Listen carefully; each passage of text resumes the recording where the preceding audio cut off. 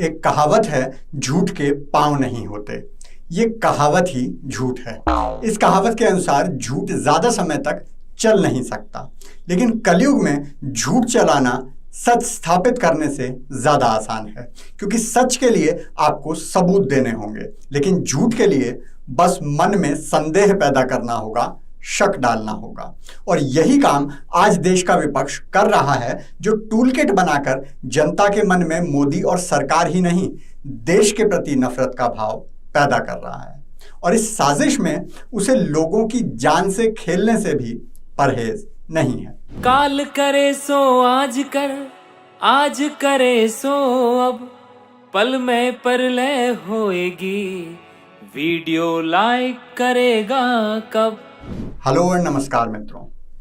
All India Congress committee के research department का एक पर्चा सामने आया है, जिसमें वो प्रधानमंत्री मोदी को कोविड से हुई मौतों के लिए जिम्मेदार ठहराने का षड्यंत्र कर रहे हैं। अब आप सोचेंगे, इसमें इतना भी हंगामा मचाने की क्या बात है?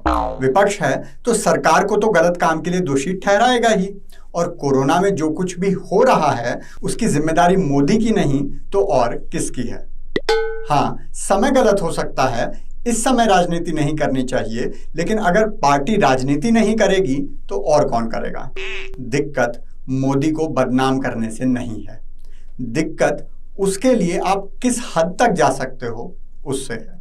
The devil lies in the details. वो पर्चा आपको शुरू से दिखाते हैं और आपको बताते हैं कि हो क्या रहा है। सबसे पहले लिखा है कि कोरोना की दूसरी वेव का दोष कुंभ को देना है। चलो वो भी मान लेते हैं, लेकिन कैसे देना है वो देखिए। कांग्रेस कह रही है कि कुंभ का नाम लेते रहना जरूरी है, ताकि लोगों को याद दिलाते रहा जाए कि ये भाजपा की हिंदूवादी राजनीति ही है जिसके कारण कोरोना से इतनी परेशानी हो रही है।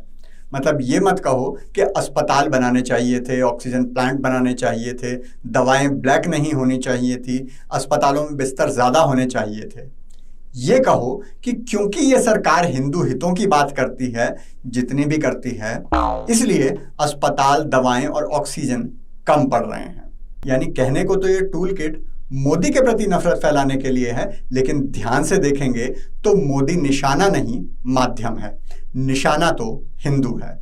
मोदी तो केवल बीच की दीवार है, जिसे या तो गिराना है या फिर ऐसा माहौल बना देना है कि वो हिंदू हित की बात छोड़ने पर मजबूर हो जाए। आगे कह रहे हैं कि कुंभ के साथ ईद को सेकेंड वेव के लिए दोषी साबित मत होने देना। और वो कैसे करना है? तस्वीरों के माध्यम से। By carefully using pictures that Kumbh is a show of political power in the name of religion, while Eid gatherings are happy social gatherings of families and communities.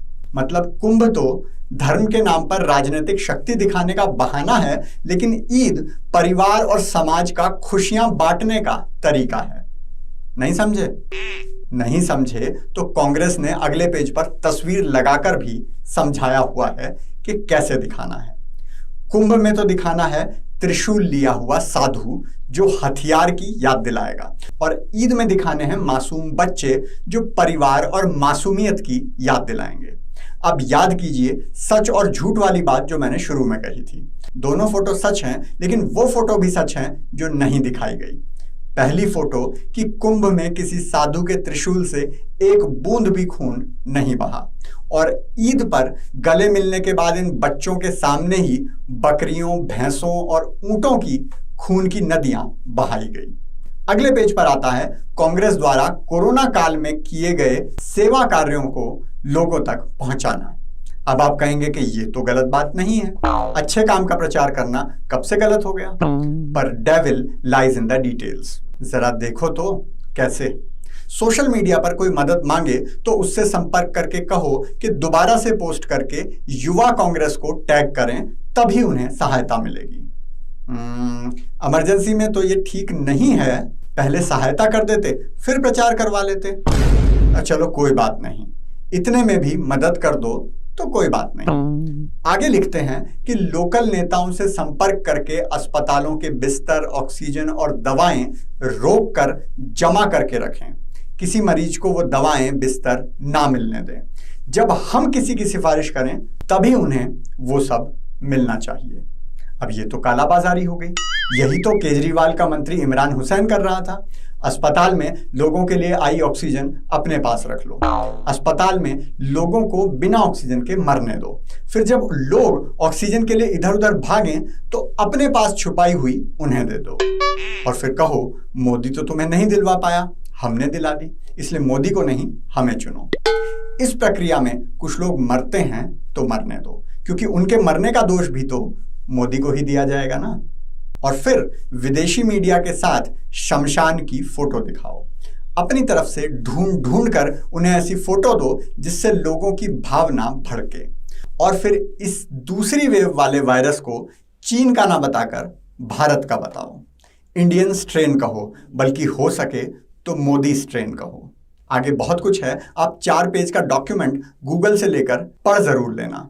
Congress ने तो अपेक्षा के अनुसार कहा है कि ये हमारी टूल किट नहीं है, हम जेपी नड्डा और संबित पात्रा के खिलाफ एफआईआर करवाएंगे। आप लोग मेरी इस बात को सच मत मानिए, लेकिन कुछ दिन इस केस पर जरूर नजर रखिए। अगर कांग्रेस सचमुच भाजपा को अदालत में घसीटती है तो मतलब टूल किट सचमुच झूठी है, लेकिन अगर वो ऐसा नहीं करती तो सच मानिए कोरोना वायरस से ज्यादा विषैला वायरस आपके देश में मौजूद है। बाबा का आज का भ्रम ज्ञान है कांग्रेस के नाम। जितनी मेहनत मोदी और हिंदुओं को गिराने में लगा रहे हो, उतनी देश को बचाने में लगा लेते तो आज देश की ये हालत ना होती। अब देखो आपके मुख्यमंत्री साहब कितनी मेहनत कर रहे हैं कि ये भी भूल गए कि वो प्रदेश को कोरोना से बचाने के लिए कर क्या रहे हैं। आज 3 मई से हमने 15 दिन का जो लॉकडाउन लगाया, एक प्रकार लॉकडाउन की तरह ही है, वो नाम दिया उसका हमने क्या दिया, और नाम उसका दिया जन अनुशासन पकड़ा तो था पहले, उसको हमने जोड़ दिया है एक प्रकार से थोड़ा ज्यादा, नाम भूल गया मैं तो कहने। अगर आप भी राष्ट्रीय आपदा के समय राजनीति को देशद्रोह मानते हैं तो कृपया लाइक, शेयर, कमेंट और सब्सक्राइब जरूर करें, क्योंकि खुशियां बांटने से बढ़ती हैं।